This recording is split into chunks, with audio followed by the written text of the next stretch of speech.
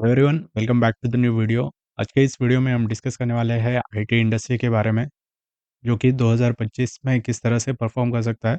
इस ईयर का जो परफॉर्मेंस है वो भी देखेंगे और नेक्स्ट ईयर किस तरह से परफॉर्म कर सकता है वो भी हम इस वीडियो में देखने वाले हैं विथ चार्ट। और जो कमेंट्री है बड़ी आईटी कंपनियों की, वो भी हम इस वीडियो में डिस्कस करने वाले हैं। और कौन से स्टॉक जो है यहाँ पे अच्छे लग रहे हैं वो भी हम यहाँ पे देखने वाले हैं। तो वीडियो लास्ट तक ज़रूर देखिएगा।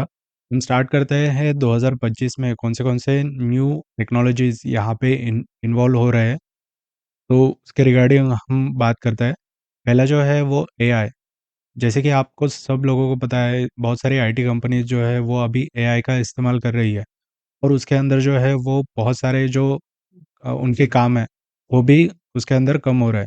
तो एआई जो है वो बहुत ही इवॉल्विंग जो अभी टेक्नोलॉजी है, वो अभी रिसेंटली इंट्रोड्यूस हुई है और इसे 2025 में ये बहुत ही ज़्यादा बूम कर सकती है। उसके बाद जो है वो क्लाउड कंप्यूटिंग की अगर हम बात करें, तो अभी जो है वो बहुत सारे डेटा अभी यहाँ पे दिन में बहुत सारा जो डेटा है वो प्रोड्यूस होता है।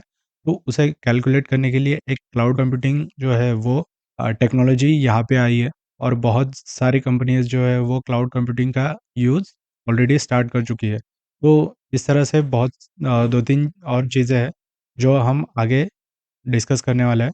अभी हम आइडेंटिफ़ाई करेंगे कौन सी कंपनी जो है वो एआई टूल्स, उसके साथ-साथ क्लाउड कंप्यूटिंग और ये जो नई टेक्नोलॉजी है, उनका अच्छे से इस्तेमाल कर रही है और आगे इनकी ग्रोथ जो है वो हो सकती है। वो कुछ स्टॉक जो है वो हम अभी डिस्कस करने वाले हैं। तो अभी हम लिस्ट देखते हैं कौन सी कंपनी जो है वो एआई टेक्नोलॉजी और क्लाउड कंप्यूटिंग के जो फंक्शन है, वो बहुत अच्छी तरह से इस्तेमाल कर सकती है। और उसका जो चार्ट है वो अब हम देखेंगे। पहले जो कंपनी है वो है रिलायंस इंडस्ट्री। अगर रिलायंस इंडस्ट्री का अगर हम चार्ट देखें तो ऊपर से ये बहुत ही अच्छी तरह से रिट्रेस यहाँ पे हमें होते हुए दिख रहा है। ऑलमोस्ट यहाँ पे जो है वो स्टॉक जो है वो स्प्लिट हुआ था 1600 के रुपीज़ के आसपास फिर आया था। और वहाँ से अगर हम देखें तो कंटिन्यूअसली ये नीचे की तरफ आ रहा है और अभी जो है वो डाउन मूव 25% यहाँ पे रिलायंस इंडस्ट्री ने कंप्लीट किया है। जब भी ऐसी बड़ी कंपनी जो है वो 25% का डाउन मूव देती है, तो यहाँ पे एक अच्छा हमें इन्वेस्टमेंट पैटर्न हमें यहाँ पे दिखाई दे रहा है। क्योंकि कंटिन्यूअसली आप यहाँ पे देख सकते हो, ये जो लाइन है इसके ऊपर ही जो है वो रिलायंस इंडस्ट्री यहाँ पे ट्रेड कर रहा था और ऊपर में जो है वो ये रेंज है। तो जब भी यहाँ पे अगर 1000 के लेवल के आसपास अगर रिलायंस इंडस्ट्री मिलता है, तो एक अच्छा इन्वेस्टमेंट पिक यहाँ पे रिलायंस इंडस्ट्री हो सकता है। नेक्स्ट जो कंपनी रहेगी वो रहेगी टीसीएस। टीसीएस का भी अगर हम चार्ट देखें, टीसीएस भी जो है ऊपर से अच्छा खासा रिट्रेसमेंट हो चुका है टीसीएस में 10% का। जब भी 10% का रिट्रेसमेंट टीसीएस में होता है, तो थोड़ा सा चंक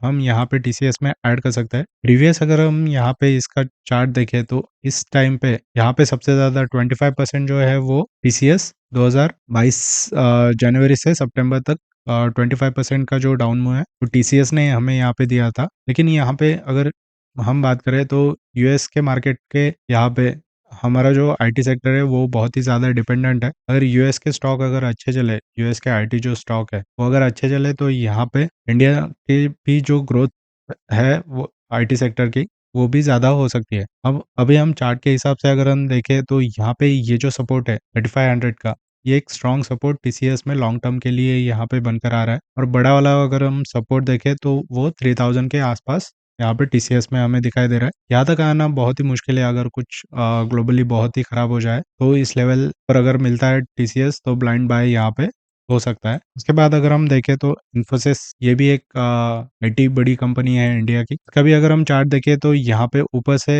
2000 रुपीज़ का हाई लगा के अभी ये 1900 के आसपास जो है वो ट्रेड कर रहा है। इन्फोसिस में हमें जो है वो गिरावट बहुत ही कम दिख रही है अदर आईटी कंपनियों के कंपैरिजन में। यहाँ पे ऊपर में अगर 2000 का ऊपर अगर रेजिस्टेंस जो है वो निकाल देता है इन्फोसिस, तो यहाँ पे एक अच्छा अपवर्ड अपवर्ड मोमेंटम इस इन्फोसिस में हमें देखने मिल सकता है। अभी हम जो है वो निफ्टी आईटी का जो इंडेक्स है वो देखेंगे। यहाँ पे आप देख सकते हो निफ्टी आईटी का जो इंडेक्स है वो इस वीक में ऑलमोस्ट इसने 5% का डाउन मूव यहाँ पे निफ्टी आईटी इंडेक्स ने दिया है। तो स्ट्रॉन्ग सपोर्ट जो है वो 38,500 के पास है, 38,500 के पास। यहाँ पे अगर निफ्टी आईटी इंडेक्स अगर मिलता है तो यहाँ पे इसका ईटीएफ भी हम बाय कर सकते हैं निफ्टी आईटी इंडेक्स का। बहुत सारे ईटीएफ अवेलेबल है। आप अगर जिस भी प्लेटफ़ॉर्म पे अगर यूज़ करते होगे, आप वहाँ पे अगर एंटर करोगे निफ्टी आईटी ईटीएफ, तो वहाँ पे बहुत सारे ऑप्शन जो है वो आपको मिल जाएँगे। अगर इस लेवल पे अगर मिलता है 38,500 के पास, तो निफ्टी आईटी इंडेक्स भी एक बहुत ही शानदार इन्वेस्टमेंट यहाँ पे हो सकता है। जो कि हमने जो है वो अभी टॉप 4 आईटी स्टॉक देखे हैं इंडिया के। अभी हम थोड़े से मिड कैप स्टॉक जो है वो भी देखते हैं, जो कि नया जो 2025 है के अंदर अच्छा परफॉर्म कर सकता है। उसके अंदर पहला जो स्टॉक है वो रहेगा विप्रो। विप्रो की चार्ट की अगर हम बात करें, हम मंथली चार्ट पे जाते हैं, तो क्योंकि बड़ा टाइम फ्रेम हम यहाँ पे देख रहे हैं, 2023 से लेके 2024 चल रहा है। यहाँ से आप देख सकते हो 22 जनवरी से अभी 2 साल इसने जो है यहाँ पे इस रेंज में कंसोलिडेट किया था। या अगर मैं यहाँ पे एक बॉक्स बॉक्स बनाऊँ, यहाँ पे अगर मैं एक बॉक्स बनाऊँ, तो यहाँ पे जो है वो विप्रो ने कंसोलिडेट किया था। अभी जो करंट प्राइस चल रहा है वो 300 रुपीज़ के पास जो है वो विप्रो का प्राइस चल रहा है। यहाँ पे भी आप देख सकते हो विप्रो ने पिछली बार 2015 से लेके 2020 तक, मतलब 5 साल जो है वो एक ही रेंज में विप्रो जो है वो ट्रेड करता रहा। उसके बाद जब भी निकला, विप्रो ने नीचे से हाई लगाया, ऊपर में 370 का जो है वो विप्रो ने हाई लगाया था। यहाँ पे अभी कंसोलिडेशन चल रहा है यहाँ पे।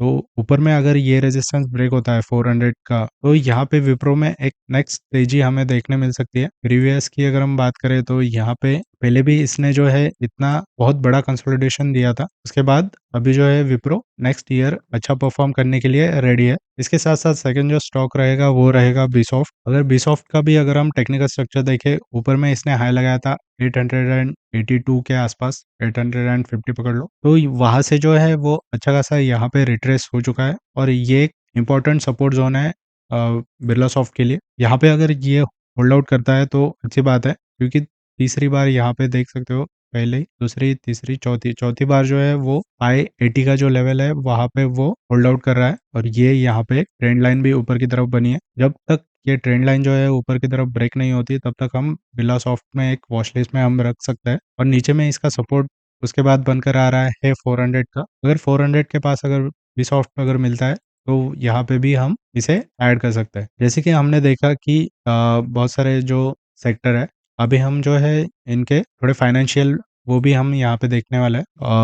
खास करके मिड कैप स्टॉक के पहला जो है वो विप्रो था हमारा। अगर क्वार्टरली अगर हम बात करें, यहाँ पे पहला जो है वो सेल्स कितना हुआ वो स्टार्ट करता है। जनवरी 2024 में इसका सेल जो है वो था 21,964 करोड़ रुपीस। अभी जो सितंबर में है, इसका जो सेल था वो 22,302 का जो है वो सेल यहाँ पे हमें विप्रो में देखने मिला। ऑपरेशन प्रॉफिट जो है वो यहाँ पे थोड़ा सा बढ़कर 200 करोड़ से यहाँ पे हमें देखने मिला।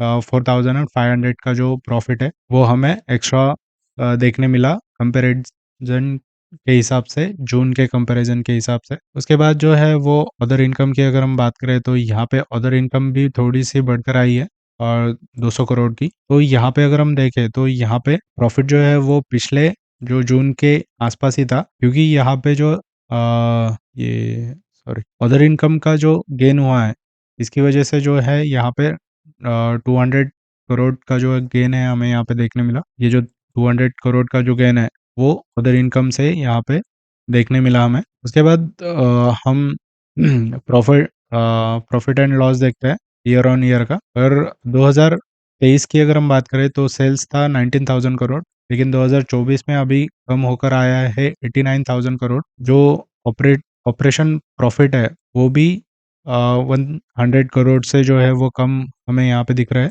उसके साथ साथ जो प्रॉफिट है, नेट प्रॉफिट, वो भी 200 करोड़ से कम है यहाँ पे। उसके बाद सबसे ज़्यादा जो इम्पोर्टेंट है वो सीएजीआर और रिटर्न ऑन इक्विटी है। सीएजीआर की अगर हम बात करें, 10 साल का सीएजीआर जो है वो 12% है।